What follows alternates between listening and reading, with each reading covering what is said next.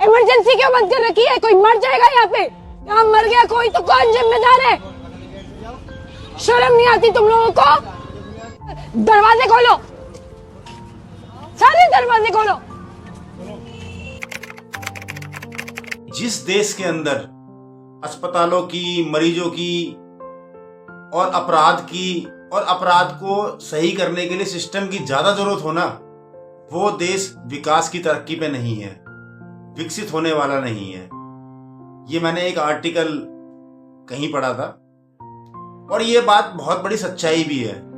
अगर आज की वीडियो देख करके आपको गुस्सा ना आए, आपका खून ना खौले, तो आप मुझे कह सकते हैं। और ये हाल जो है ना, हमारे दिल्ली के सरकारी अस्पतालों का हाल है। अगर आज की वीडियो देख करके आपको क्रोध, गुस्सा जिसे कहते हैं ना आए, तो कह देना। ये किस चीज की लाइन है जी?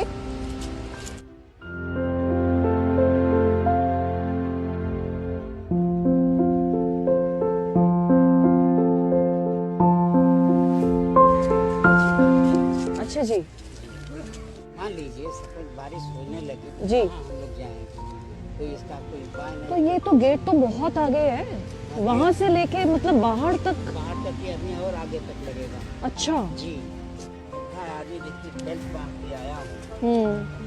कब आया था हार्ट अटैक? शनिवार को, इसी शनिवार को। ये रात को 3 बजे अस्पताल के बाहर बुजुर्ग लोग, माताएं, बच्चे, ये अस्पतालों का हाल है। अस्पतालों में जगह नहीं है। और मैंने इसीलिए कहा है कि जिस देश के अंदर मरीजों की संख्या बढ़ रही है, यानी कि हमें अस्पताल बहुत ज्यादा चाहिए, वो देश विकास के मार्ग पे नहीं हो सकता। क्योंकि हम लोगों को स्वस्थ नहीं रख पा रहे हैं, बिल्कुल स्वस्थ नहीं रख पा रहे।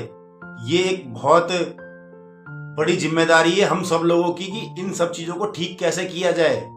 और इसके लिए इंसान को जागरूक होना पड़ता है, सोचना पड़ता है, समझना पड़ता है। बोल रहे हैं शुक्रवार को डॉक्टर आएंगे। इमरजेंसी में डॉक्टर अवेलेबल नहीं हम लोगों के पास, और वैसे बोल रहे हैं शुक्रवार को ओपीडी लगेगी। अच्छा, इतना बड़ा बच्चा है ये? 4 महीने की बच्ची है। और कौन बोल रहा है कि शुक्रवार को दिखाएं? इमरजेंसी में गए थे ना, तो उन लोगों ने इन्फॉर्मेशन दी। ये चलिए एक बार इमरजेंसी में दोबारा। और 4 महीने की लड़की के दिल में छेद है, तो ये ठंड में खड़े थे। फिर मैंने वहाँ पे बात करी जीबी पंत ने, तो उन्होंने ये रेफरल दिया। तो इसको अब आप इमरजेंसी ट्रीटमेंट करवाइए कि इसको ब्रीदिंग में इशू आ रहा है। इनको गाइड करवाइए जरा। एक 4 महीने की बच्ची या 4 महीने का बच्चा जिसके दिल में छेद है, उसको उसके ट्रीटमेंट के लिए डॉक्टर नहीं मिल रहा, तारीख दी जा रही है, अगली तारीख दी जा रही है, दिन बताया जा रहा है कि इस दिन डॉक्टर मिलेंगे, इस दिन डॉक्टर मिलेंगे। तो ये कैसी मेडिकल व्यवस्था है देश की? मतलब कि कोई सांस लेने से पहले ही तड़प रहा है। क्या हम इसको विकसित भारत की तरफ ले जाने की राह सोच सकते हैं कभी? मेरे हिसाब से तो नहीं सोच सकते हैं। अगर आपको लगता है तो आप जो है जरूर बताइए कि क्या हम वाकई में विकसित भारत की राह पे हैं। ये आप लोगों का जवाब होना चाहिए और बताना चाहिए आप लोगों को। ओपीडी की लाइन है? हाँ जी।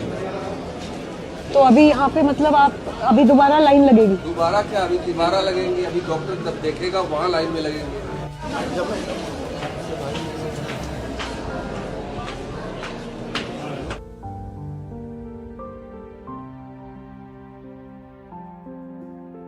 तो ये लाइन वहां से शुरू हुई है और ऐसे घूम के जीने तक है, नीचे तक।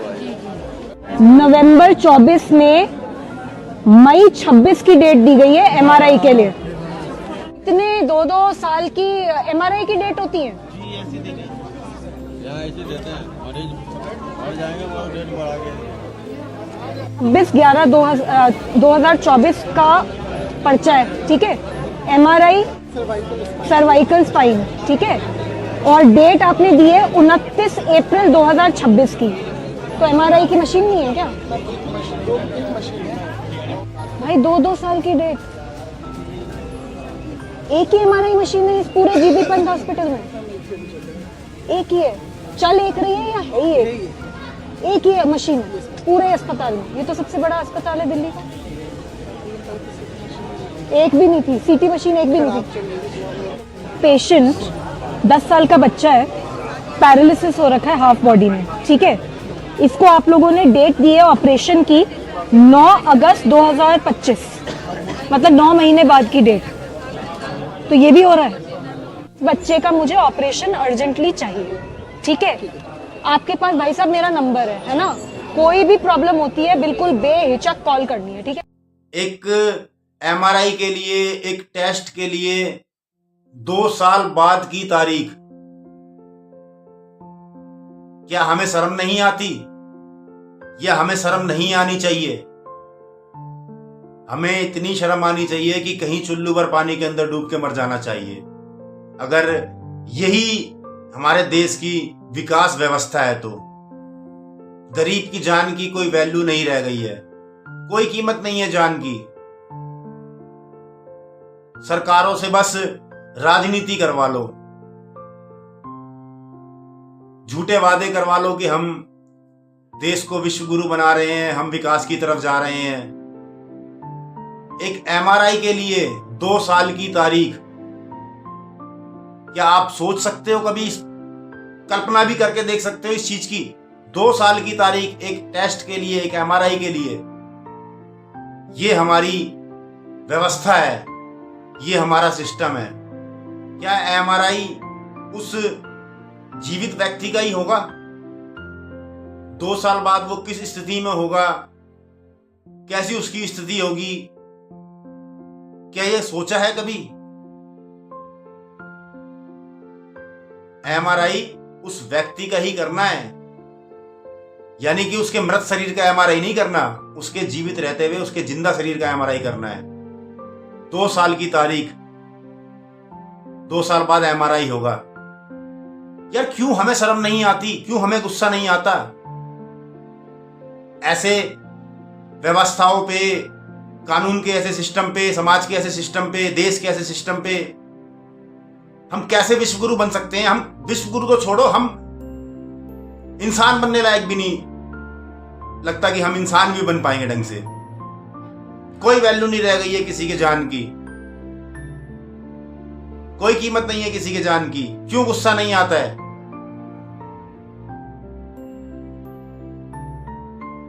सिर्फ गंदी राजनीति, गंदा शासन, गंदा प्रशासन, कोई मतलब नहीं है किसी को। सिस्टम इतना करप्ट हो चुका है ना कि बस कुछ कहने की हद नहीं है, कुछ कहने की जरूरत नहीं है। मेडिसिन कंप्लीट नहीं होती, काउंटर पे कह देते हैं हमारे पास मेडिसिन नहीं है। मेरे आंसू आ जाते हैं। लिख देते हैं, जांच लिख देते हैं 2 साल। मेडिसिन नहीं देते बिल्कुल भी, पूरी पर्चे और फेंक देते हैं, हमारे पास मेडिसिन नहीं है। एक दवाई दे देंगे, भाई भेज देंगे। बिल्कुल बिल्कुल ये गोला बना देते दवाई। ये देखिए गोले बना देते दवाई। सारे गोले हैं ये। 6 महीने से लाइन में लगता हूँ मैं। वो तीनों ही अवेलेबल नहीं है। कब से अवेलेबल नहीं है? 3 months, 1 month। नहीं 1 month नहीं, 3 month होगा। एक ही दफा मिला जो झूठ पे झूठ है। मुझे एक बात ये बताइए, आपके घर में कोई बीमार हो, ठीक है, अगर आपको उसको लेकर आना पड़े और रात में 10 बजे से आपको लाइन में लगना पड़े और ये सब कुछ झेलना पड़े, आपको कैसा लगेगा सर? अरे सर एक शेड तो बनवा दो, एक टॉयलेट तो बनवा दो। लोग बिल्कुल बारिश में, ठंड में मर रहे हैं, उनके लिए वेटिंग एरिया तो बनवा दो। जो यहाँ आ रहा है ना वो तड़प के आ रहा है, बहुत दुखी में आ रहा है। अगर आपका दिल्ली इससे परेशान हो रहा है ना sir, there is a problem. रात से खड़ी हूँ मैं, 3 बजे से देख रही हूँ, लोग तड़प रहे, मर रहे, और आपके चेहरे पे शिकन नहीं है। गुस्सा नहीं आ रहा आपको इस सिस्टम में? खून नहीं खोल रहा आपका कि लोग कैसे परेशान हो रहे, कैसे मर रहे हैं? आप ये सोचिए ना कि अगर आपकी फैमिली में से कोई खड़ा होता। मैडम उनको शर्म क्यों आएगी? पैसा है उनके पास में, वो गरीब नहीं है। उन्होंने धन संपत्ति कमा रखी है। वो जाएंगे किसी प्राइवेट अस्पताल के अंदर अपने परिवार का, अपने बच्चों का इलाज कराएंगे। उनको सरकारी अस्पतालों में धक्के खाने की जरूरत नहीं है। ये चीज जब इंसान को जिस दिन समझ में आ जाएगी ना, उस दिन हमारा देश किसी सही विकास के मार्ग पे जाने लगेगा। वाकई में उस दिन हमारे को समझ में ये आएगा कि हाँ, मानवता की, इंसानियत की कोई वैल्यू है, कोई कीमत है। तो इनको शर्म नहीं आएगी। ये तो आपको शर्म थी, आपकी आंखों में पानी था, जो आपने इतनी आवाज की, उसके लिए जो है थैंक यू, धन्यवाद, शुक्रिया, जो शब्द हैं मैं वो बोलना चाहूंगा।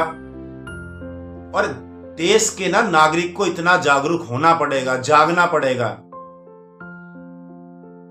अगर भारत देश को कहीं भी स्तंभ खड़ा करना है ना, विकसित होना है, विकास करना है, डेवलप करना है, तो इंसान को ना सिर्फ जागरूक होना पड़ेगा, जागरूक। और इन सरकारों से भी यही निवेदन करना चाहूंगा कि मानवता को, इंसानियत को, इन सब चीजों को पहले बचाने की जरूरत है। बाकी और सब चीजें तो चलती रहेंगी, लेकिन अगर मानवता, इंसानियत यही मर गई तो कैसे देश का विकसित और कैसे देश का विकास करोगे? सबसे पहले इंसानियत और मानवता बहुत जरूरी है।